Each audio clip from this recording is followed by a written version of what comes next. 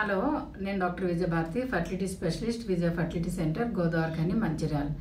ఈ నెల 7వ తారీఖున గ్రహణం ఉన్నది అని అంటున్నారు. సో ఈరోజు ఏ ప్రెగ్నెంట్ పేషెంట్ ఆ రోజు హాస్పిటల్కి రారు. ఎందుకంటే మన ఇండియన్స్లో గ్రహణం గురించి చాలా భయాలు, అపోహలు అనేవి ఉన్నాయి.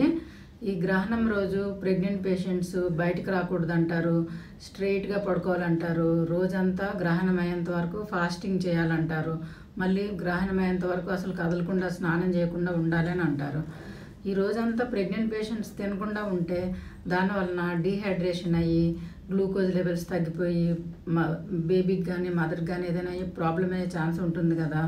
అలాగే ఒక్కొక్కసారి ఏమైనా ఎమర్జెన్సీ ఉన్నా ఏమైనా హామ్ జరుగుతుందేమో అని చెప్పేసి బయటకు రాకుండా ఉంటారు. అది కూడా కరెక్ట్ కాదు.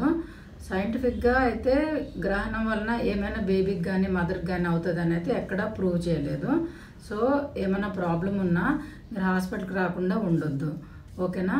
మళ్ళీ కొంతమంది ఏమనుకుంటారంటే షార్ప్ ఆబ్జెక్ట్స్ పట్టుకుంటే కనుక గ్రహణ ముర్రి అనేది వస్తుంది, అంటే క్లెఫ్ట్ లిప్ కానీ క్లెఫ్ట్ ప్యాలెట్ కానీ వస్తుంది. కానీ ఇవన్నీ కూడా అపోహలు మాత్రమే, ఓకేనా. Thank you.